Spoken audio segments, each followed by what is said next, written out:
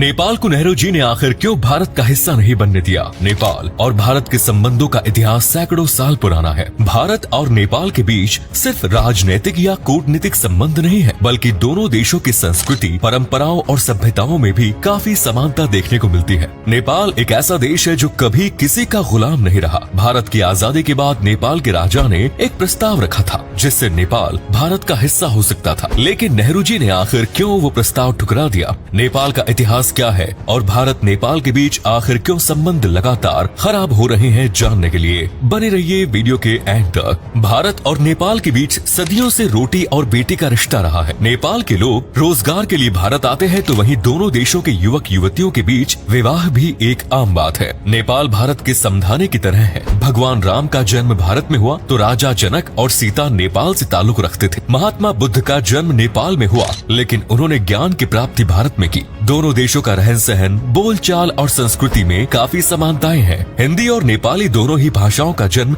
देवनागरी लिपि से हुआ। भारत हमेशा से ही नेपाल को छोटा भाई मानता आया है। भारत और नेपाल के बीच कई दशकों से ओपन बॉर्डर का सिस्टम चला रहा है, यानी भारत और नेपाल के लोग बिना रोक टोक के, बिना वीजा और पासपोर्ट के आराम से एक दूसरे के देश आ जा सकते हैं। आज ना जाने कितने ही नेपाली रोजगार की तलाश में भारत आ रहे हैं। वहीं भारत भी बड़ी संख्या में नेपाल में अपना सामान एक्सपोर्ट करता है। नेपाल के इतिहास की कहानी 1100 साल पहले से शुरू होती है। 10वीं शताब्दी के दौरान नेपाल में लोगों ने रहना शुरू कर दिया और धीरे धीरे वहाँ पर लोगों की तादाद बढ़ने लगी। इसके बाद नेपाल वाले हिस्से पर भारतीय साम्राज्यों ने राज किया, जिनमें गुप्त, सोम और सूर्य साम्राज्य शामिल थे। इन साम्राज्यों ने नेपाल में कला, संस्कृति, शिक्षा और अन्य कई क्षेत्रों में सुधार लाने का काम किया। 13वीं शताब्दी के दौरान नेपाल में मल्ल राजवंश की स्थापना हुई। कुछ समय के बाद गोरखा, काठमांडू और थानु जैसे छोटे छोटे साम्राज्य बंटने शुरू हो गए। गोरखा समुदाय के लोग प्राचीन समय से ही काफी बहादुर माने जाते रहे हैं। धीरे धीरे नेपाल में ईसाई मिशनरीज ने कदम रखा और ईसाई धर्म का प्रचार प्रसार यहाँ शुरू हुआ। वहीं दूसरी ओर भारत में ब्रिटिशर्स का राज था। ब्रिटिशर्स ने नेपाल को अपने अधीन करने की कोशिश भी की। सन 1814 में नेपाल और ब्रिटिशर्स के बीच वॉर हुई, जिसे एंग्लो नेपालीज वॉर के नाम से जाना जाता है। 2 साल तक चले इस युद्ध में अंत में गोरखा की हार हुई। इसके बाद भी नेपाल ब्रिटेन का गुलाम नहीं बना, बल्कि काठमांडू और ईस्ट इंडिया कंपनी के रूलर्स के बीच एक संधि पर हस्ताक्षर हुए, जिसमें दोनों देशों के बीच बॉर्डर निर्धारित कर दिया गया। महाकाली नदी के साउथ वाले हिस्से को भारत में शामिल कर दिया गया और नॉर्थ वाले हिस्से को नेपाल में। इतिहासकारों की माने तो सन 1950 के दशक में नेपाल के राजा त्रिभुवन वीर विक्रम सिंह ने भारत के तत्कालीन प्रधानमंत्री पंडित जवाहरलाल नेहरू को एक ऑफर दिया और कहा था कि वे नेपाल को भारत का एक प्रांत बना ले, लेकिन नेहरू ने इस प्रस्ताव को खारिज कर दिया। नेहरू ने कहा था कि नेपाल एक स्वतंत्र राष्ट्र है और इसे स्वतंत्र राष्ट्र ही रहना चाहिए। वहीं इसके पीछे की असली सच्चाई के बारे में कहा जाता है कि यदि नेहरू जी राजा त्रिभुवन का प्रस्ताव स्वीकार कर लेते तो इससे चीन नाराज हो सकता था। नेहरू और चीन के बीच काफी अच्छे संबंध थे और नेहरू किसी भी कीमत पर चीन को नाराज नहीं करना चाहते थे। इसीलिए कहा जाता है कि नेहरू ने नेपाल को भारत का हिस्सा नहीं बनने दिया। यदि नेपाल भारत का हिस्सा बन जाता तो आज चीन भारत की तरफ आंख उठाकर देखने की जरूरत नहीं करता। भारत का तिब्बत जैसे क्षेत्रों में भी दबदबा हो सकता था। साथ ही माउंट एवरेस्ट और पूरी अधिकांश हिमालयन रेंज भारत के ही अंतर्गत आती। पशुपतिनाथ मंदिर और जानकी मंदिर जैसी जगह प्रसिद्ध तीर्थ स्थल के रूप में पहचानी जाती।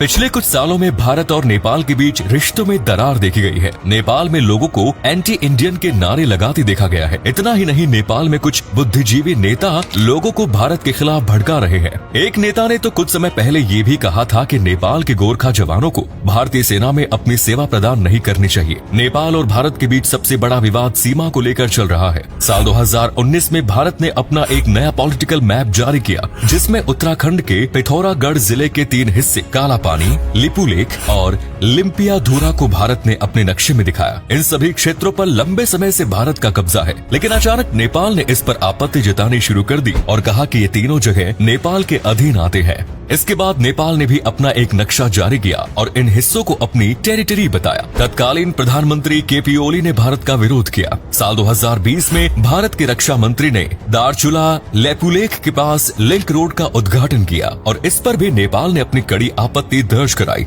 ये रोड कुल 80 किलोमीटर का था और इस रोड के बनने के बाद भारत से मानसरोवर यात्रा पर जाने वाले यात्रियों को काफी सहूलियत मिली। बॉर्डर डिस्प्यूट के अलावा भारत के नए इकोनॉमिक रूल्स के कारण भी नेपाल और भारत में थोड़ी दरार पैदा हुई। भारत में नोटबंदी और जीएसटी जैसे नियम लागू होने के बाद दोनों देशों के बीच व्यापार कम हुआ। कोरोना काल के दौरान नेपाल ने अपने बॉर्डर्स पर कई प्रतिबंध लगा दिए, जिससे दोनों देशों के लोग एक दूसरे में आसानी से न आ जा सके। लेकिन इन विवादों को एक तरफ रखते हुए भारत नेपाल के साथ अपने संबंध मजबूत करने के काफी प्रयास कर रहा है। ट्रैवल और ट्रेड संबंधी विवादों को बैठकर और मीटिंग के जरिए हल किया जा रहा है। नेपाल और भारत के बीच क्रॉस बॉर्डर इकोनॉमिक जोन बनाने की भी बात चल रही है। इसके अलावा भारत के कई प्रोजेक्ट्स जैसे पंचेश्वर मल्टीपर्पज प्रोजेक्ट और पोस्टल हाईवे प्रोजेक्ट जैसे कई प्रोजेक्ट्स पेंडिंग पड़े हैं। तो दोस्तों, देखा आपने आखिर कैसे नेहरू जी ने नेपाल को भारत का हिस्सा नहीं बनने दिया। उम्मीद करते हैं कि आपको आज की वीडियो पसंद आई होगी। आज के लिए इतना ही, फिर मिलेंगे नए वीडियो और ढेर सारी रोचक जानकारी के साथ। धन्यवाद।